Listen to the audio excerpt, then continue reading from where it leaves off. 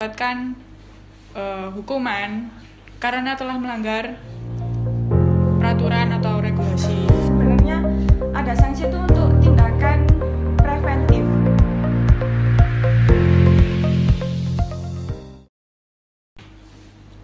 Oke, selamat datang pemirsa. Assalamualaikum warahmatullahi wabarakatuh. Selamat datang kembali di channel kami, channel LKBH Umsida, Lembaga Konsultasi dan Bantuan Hukum Universitas Muhammadiyah Sidoarjo. Kali ini kembali lagi dengan program kami, yaitu mengenal hukum secara kafah. Kali ini, dalam minggu ini, di hari Jumat ini, hostnya berbeda ya teman-teman. Hostnya kemarin dengan Mas Nailul, sekarang dengan saya. Perkenalkan, nama saya LH.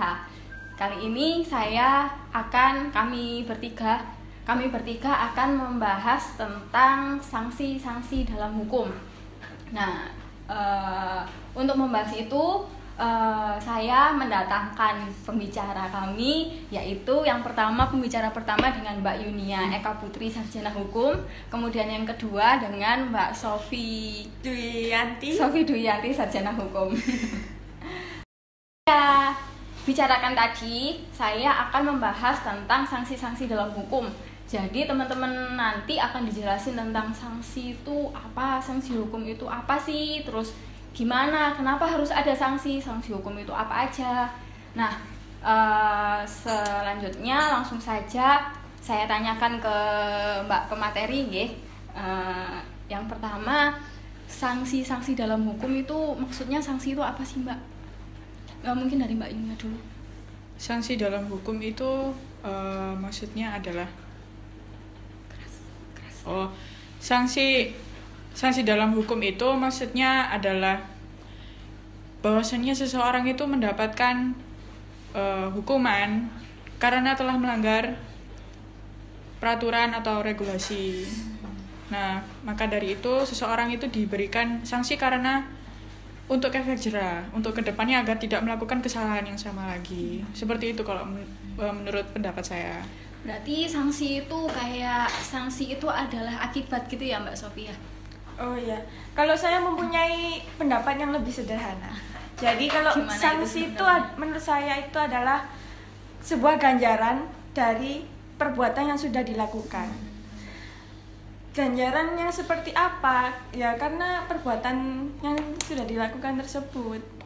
Dan seperti kata Mbak Yunia tadi, yaitu menimbulkan efek jera. Itu salah satu tujuannya. Oke, kalau gitu. Terus selanjutnya, sanksi itu kenapa sih Mbak harus ada? Sanksi itu harus ada karena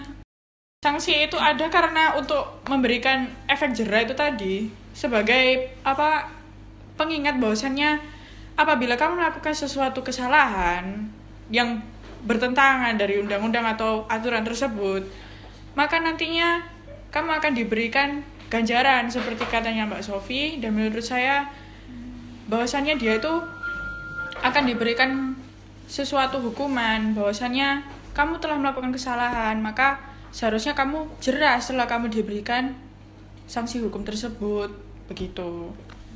Kalau buat Mbak Sofi, mungkin bisa ada tambahan tentang gimana, kenapa sih sanksi itu harus ada, terus apa cuman sanksi itu cuman untuk sebagai efek jera aja atau cuman untuk nakut-nakutin orang aja sanksi itu? Ya, karena tadi Mbak Ilham menyebutkan untuk menakut-nakuti. Sebenarnya ada sanksi itu untuk tindakan preventif. Jadi supaya orang-orang tidak melakukan kejahatan tersebut. Seperti itu. Oke. Terus kalau misalkan kan sanksi kan ada banyak ya Mbak. Setahu kita dari video yang sebelumnya kan hukum itu ada hukum pidana, hukum perdata, hukum administrasi. Nah, mungkin apakah sanksi hukum dari masing-masing itu juga ada, maksudnya ada kategorinya masing-masing, atau mungkin Mbak bisa jelasin macam-macamnya sanksi itu apa, bentuknya sanksi itu apa aja gitu? Mungkin dari Mbak Sofi dulu. Jadi kan pertama kan kita mengenal hukum pidana, perdata, kemudian administrasi. Kemudian kalau dari hukum pidana ada hukuman mati, kemudian penjara, hukuman kurungan, dan denda. kalau dari perdata itu pemenuhan prestasi, karena di perdata kan kita mengenal one prestasi, jadi ada pemenuhan prestasi. Prestasi itu apa, Mbak? Prestasi itu pemenuhan hak dan kewajiban. Kemudian di administrasi ya, itu ada hukuman denda juga. Kemudian kita mengenal pencabutan izin atau pembekuan izin, dan kemudian ada juga penghentian. Seperti itu Mbak Elha. Saya tambahkan juga ada pencabutan surat keputusan atau dari surat keputusan dari kepala daerah atau suatu pimpinan dari suatu perusahaan atau ya itulah.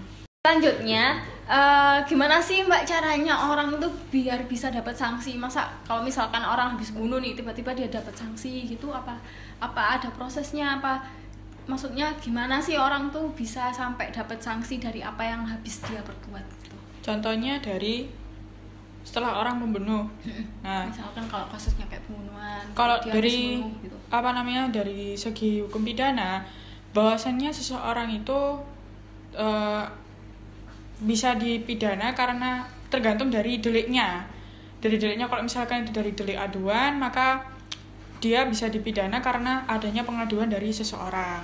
Nah, kalau pembunuhan ini bisa dari orang sekitar yang menjadi saksi atau dari kayak orang sekitar tersebut yang mengetahui kejadiannya langsung, yaitu atau saksi itu tadi ya. Jadi dia itu mengetahui ada pembunuhan, dia bisa melaporkan ke pihak yang berwajib atau pihak kepolisian. Maka dari situlah akan diusut bahwasanya siapa pembunuh dari korban ini gitu. Sepengetahuan saya seperti itu. Mungkin Mbak Sofi ada tambahan. Kenapa orang bisa mendapatkan sanksi? Ya karena orang tersebut sudah melakukan suatu dari adanya pelaporan di kepolisian nih sih. Kalau dari perdata itu bahwasanya apabila melakukan perbuatan melawan hukum, maka misalkan ya perbuatan melawan hukumnya adalah penyerobotan tanah. Penyerobotan tanah ini, maka dari si pemilik tanah ini tadi bisa melakukan gugatan. Istilahnya kayak melakukan gugatan ke pengadilan negeri. Di mana objek tersebut berada. Misalkan ada di Sidoarjo, maka gugatannya akan ditempatkan ke Pengadilan Sidoarjo. Iya, Pengadilan Negeri Sidoarjo. Begitu. Untuk mekanisme dan tahapan-tahapannya mungkin akan bisa dilanjutkan ke sesi berikutnya. Mungkin ada sesi berikutnya lagi, karena kalau di sini nanti ada 4 SKS sendiri ya teman-teman. Selanjutnya tadi kan ada dijelasin ada di sanksi dalam hukum pidana ya. Hukum pidana itu ada sanksinya itu penjara, mati, kurungan, denda.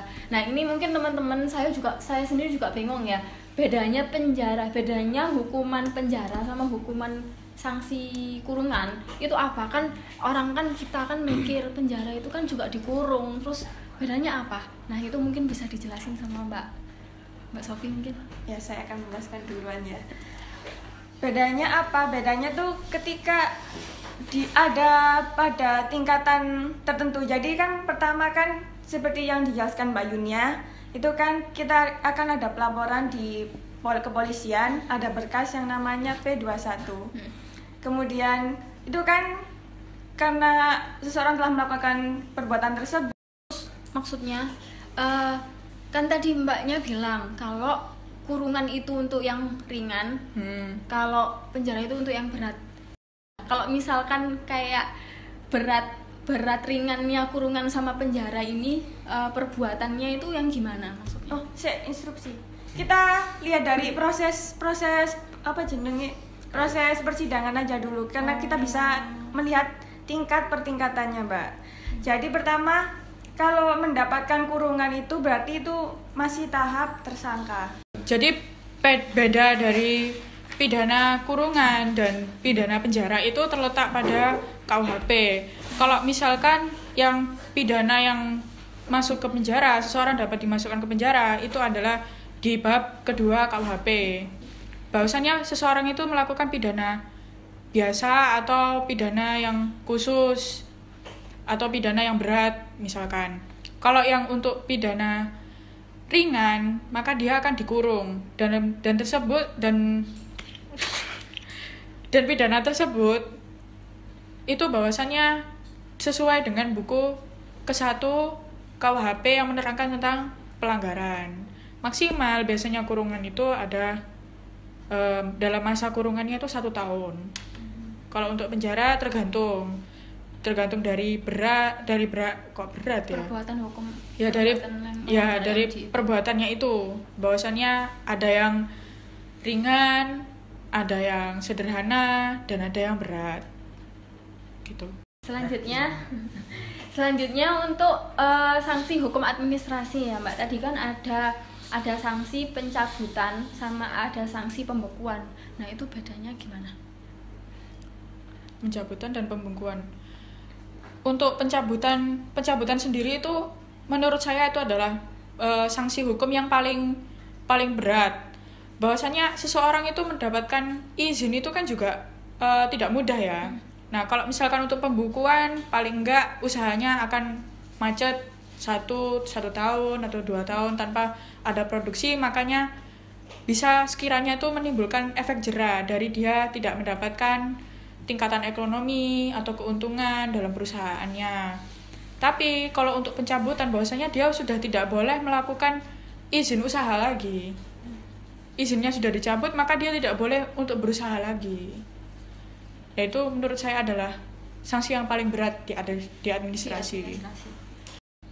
Mungkin Mbak Sofia ada tambahan dari sanksi administrasi tadi. Ya, jadi kan tadi kan ada pembekuan izin ya.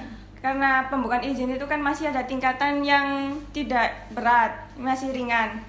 Jadi di pembekuan izin itu kita masih bisa memperbaiki usaha kita. Apa yang salah dari perbuatan dari usaha tersebut sebelum adanya pencabutan izin. Berarti pembekuan itu merupakan peringatan sebelum akhirnya si perusahaan itu wes izin tak cabut aja gitu. Iya. Boleh. Untuk introspeksi diri gitulah. Introspeksi perusahaan. Demikian mengenal hukum secara kafah dari pemateri kita hari ini. Jadi intinya sanksi hukum itu ada 3 secara garis besarnya sesuai dengan jenis hukumnya itu kan. Jadi ada sanksi hukum pidana, ada sanksi hukum perdata, sama ada sanksi hukum administrasi. Dari berbagai jenis sanksi-sanksi hukum yang udah dijelaskan sama teman-teman kita yang ada di sebelah saya hari ini, mungkin teman-teman yang sebagai penonton setia kami ada pertanyaan bisa ditanyakan di kolom komen. Kami baca satu-satu kolom komentarnya teman-teman. Terus mungkin ada tambahan lagi, terus mungkin ada masukan. Kita baca satu-satu kok. Demikian mengenal hukum secara kafah dari saya. Tetap stay di channel kami LKBH Umsida, Lembaga Konsultasi dan Bantuan Hukum Umsida Universitas Muhammadiyah Sidoarjo. Jangan lupa videonya di like, di komen yang banyak, pertanyaannya yang banyak. Kita juga suka dengan sesuatu yang kritis, nanti kita diskusi bareng. Terus juga di share videonya, dibagikan ke teman-teman, kan ini juga ilmu baru. Demikian dari saya, terima kasih. Wassalamualaikum warahmatullahi wabarakatuh.